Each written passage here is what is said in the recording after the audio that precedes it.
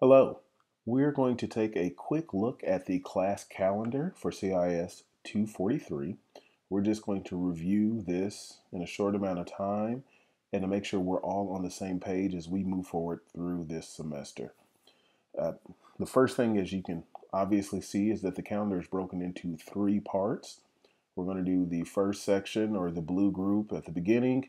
This is kind of an overview and to get you up to date with where we're at, where the class begins, and then we're going to jump heavily and hardly into databases, information, and just processing, protecting, and uses of information.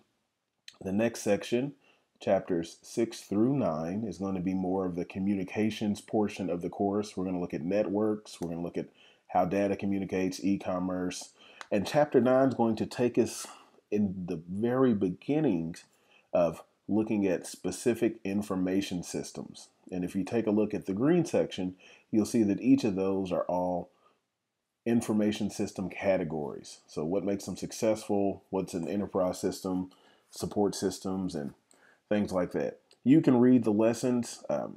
You're capable of that. I do want to just draw your attention to the two columns, quizzes and exams and SAM projects. For the SAM projects, we're staging those out in this course.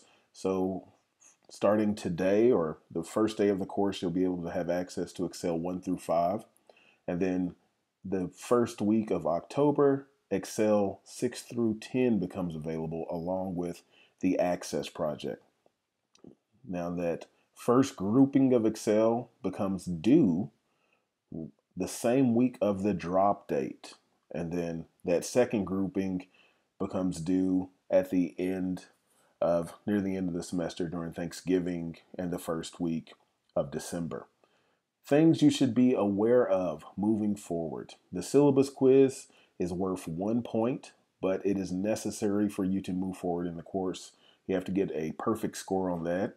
There are 10 other quizzes. Those are our concept quizzes about learning units. Some of those are covering just one chapter. Some will cover more than one chapter, but a large percentage, a large bulk of your points will come from that. And we are having 3 exams in this course. We're going to have 2 unit exams, and down there at the bottom we have a misprint. It says part 3 and final.